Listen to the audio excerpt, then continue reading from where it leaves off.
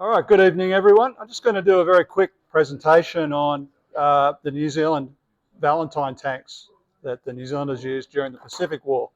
They only used Valentine tanks, as far as I'm aware, in combat. They had a lot of Sherman tanks. They had a few Sherman tanks. They had a few Matilda tanks, Grant tanks. They're all, but they never used them in combat. And still, they had a lot of Stuart tanks as well.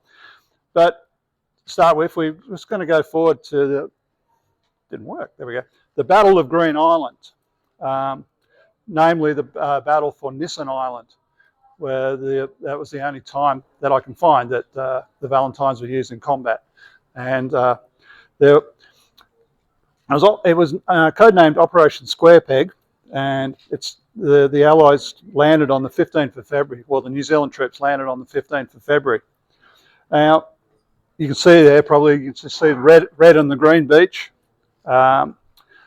And that's important in a second.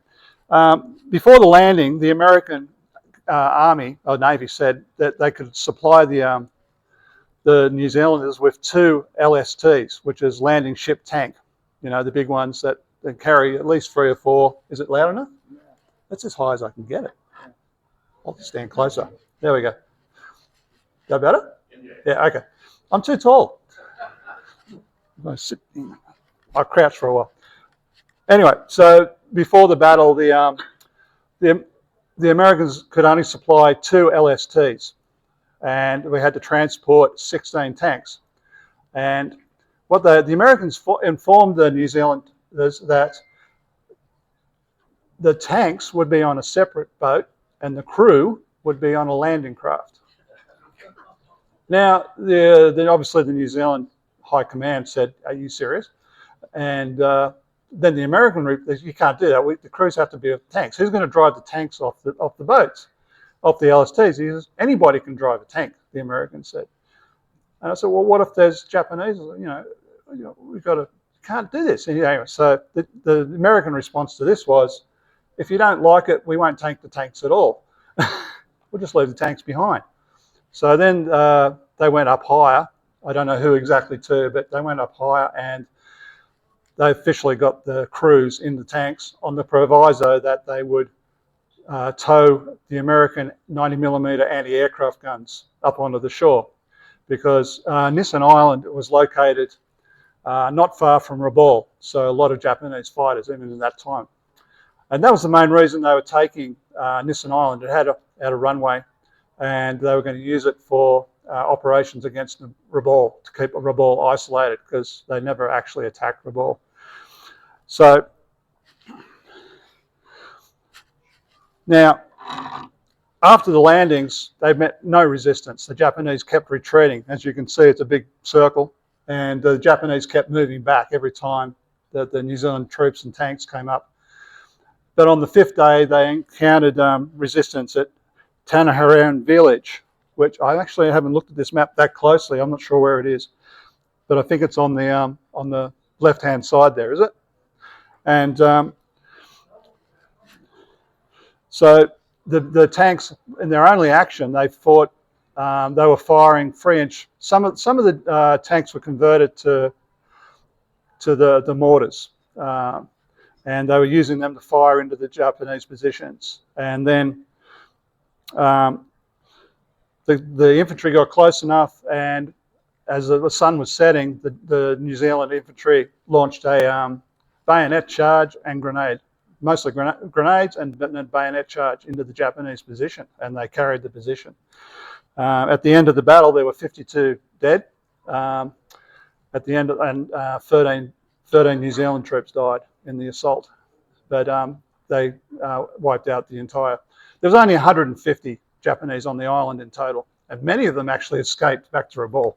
So then on the 5th day, because they only could get 8 tanks on the 2 LSTs, they had 16 in the squadron, so the other 8 tanks arrived after the battle. The Americans landed the last remaining 8 tanks after the campaign was over, so much to the amusement of the New Zealand troops. But during the battle, one interesting thing, one of the howitzers, there was Japanese snipers located in the trees, and they couldn't get him too high up. so that the tank shot the tree in half on purpose. It aimed at the base of the tree and knocked the tree out to get him down. So that worked. There. So now the battle's over and the tanks are moving back to the landing zone, the red and green landing zones. And the commander of the tank squadron, Colonel Rutherford, was sitting on top of the turret of the first tank of the command squadron, and or command platoon, sorry. And all of a sudden he said, "Stop, stop," and he jumped off the tank and ran into the jungle. Now the other 5 tanks with him all went, "What the hell's going on? Where's the commander gone?" So they thought there must be. I mean, what would you think? And he didn't tell him where he was going. He just jumped off the tank and buggered off into the jungle. So my first thought was, when I read that, was that he really needed to go. Or like, you don't run by yourself into the Japanese position. That's pretty suicidal. So they all turned their turrets and they turned the tanks and they all got ready. The infantry lined up behind the tanks. And it turned out he comes running back out of the jungle and he had a whole pile of limes. It was a lime tree and he had collected all this fruit. So for some reason, and they're like, "Oh, thank goodness." Yeah, anyway. So, but he could have told them what he was going to do. Anyway.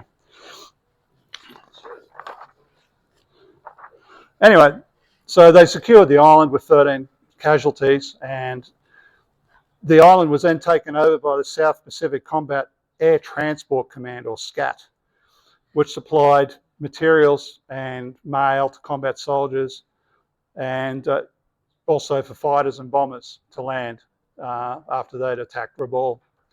And the commander of that base for the rest of the war was Richard Nixon, the American president. At that time, Captain Richard Nixon.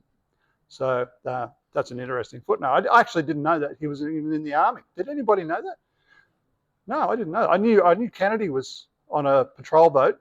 I think we all know that, but I didn't know Richard Nixon was fighting in the Pacific. So anyway, now we'll just skip forward to the next. So what we have, let's go to the next one. That's a better photo. This is one of the New Zealand tanks on Nissen Island.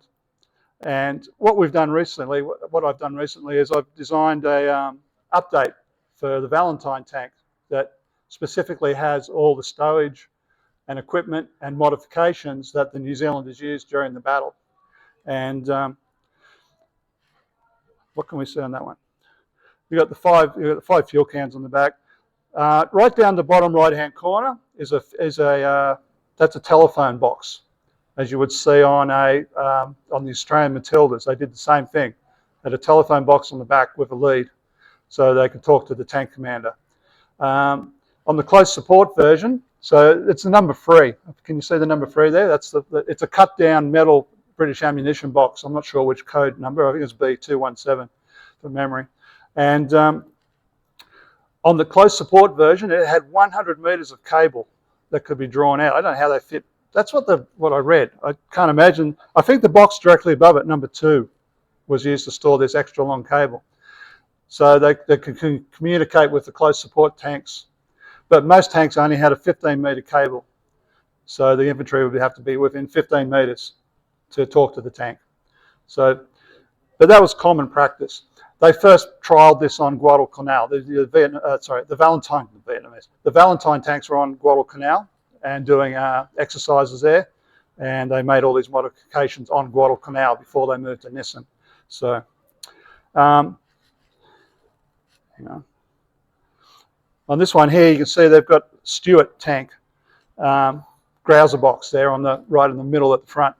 On Guadalcanal, because the tracks on a Valentine are so narrow, they put grousers they trialled grousers on the tracks so they could go through the sandy, because Guadalcanal was very sandy and the tanks kept bottoming out on the sand and sinking. So, but the grousers did not work. But they left the Stuart grouser boxes on there for stowage. It's bolted on or welded on, I'm not sure. So there was another photo too with the number 3 there. You can see still the number 3, the telephone box. It had the letters TL written on it, telephone, obviously. So not on all of them, there's only about 6 photos of these Valentine tanks in operation that I can find. You can see it better on that one, but you can't see TL written on the free, I don't think. No, not on that one. So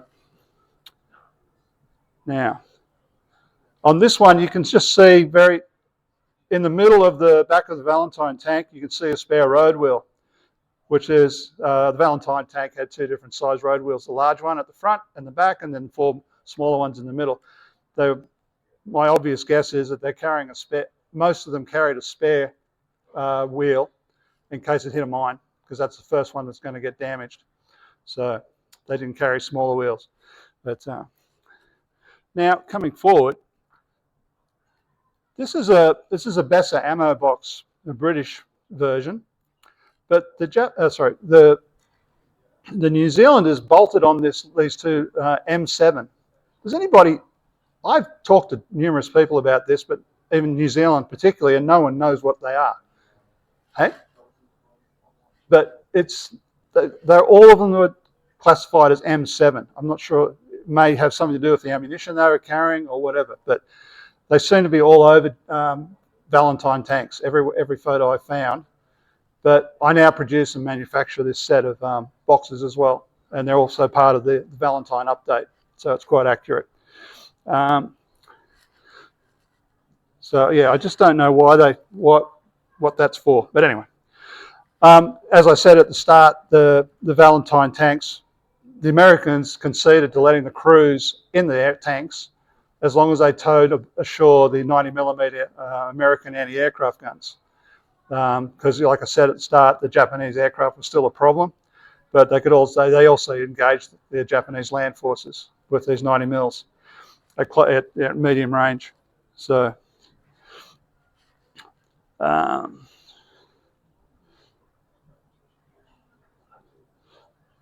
yeah. Oh, one last one on that kit there. Where is it?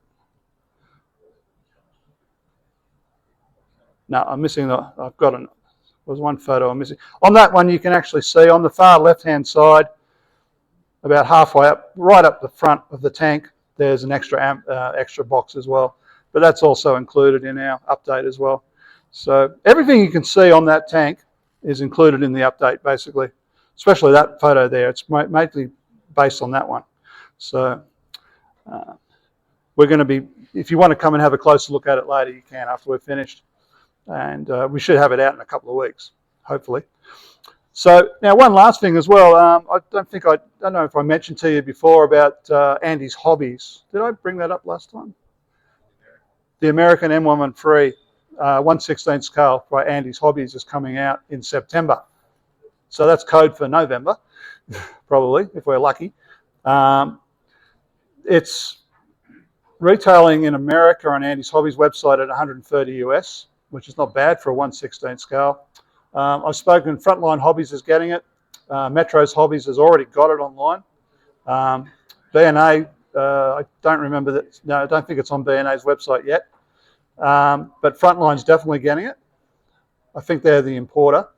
And there was one other shop too. But it's readily available in Australia. You don't have to buy it from overseas. Hobby Easy's getting it, but the shipping from there is horrifying. So if anybody's bought anything from Hobby Easy lately. To that end, you probably can't see this, but I've scratch built the first part of a modification because it is an American M113. So as you know, I do a lot of conversions for M113s to the Australian version.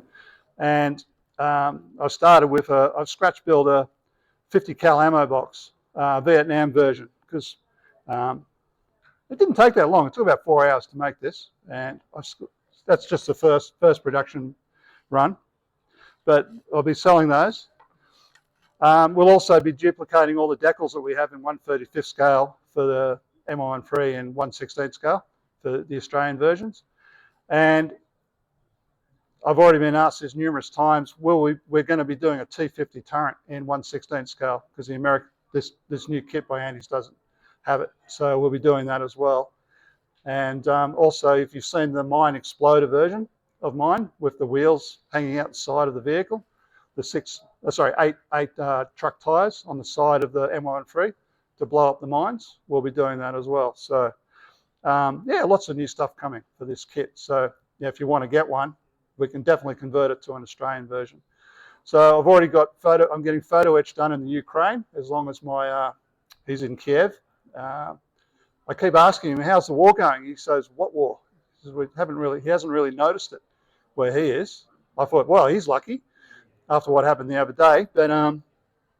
But yeah, he's pretty good. He gets he's moved his production into Poland as well, like Miniart and a lot of other companies. So just to be on the safe side, but he's still living in Kiev. And the decals will be, I'll be doing a lot more decals for the Australian versions of the M113. And hopefully it's a good kit. I'm looking forward to getting it. So is anybody else looking at getting it? The M1, the 16 scale? Hopefully, hope so. But yeah, look, they'll be readily, yeah, there'll be some, yeah, but it's going to be a nice looking kit. So anyway, that was all I had to say tonight. So thank you very much.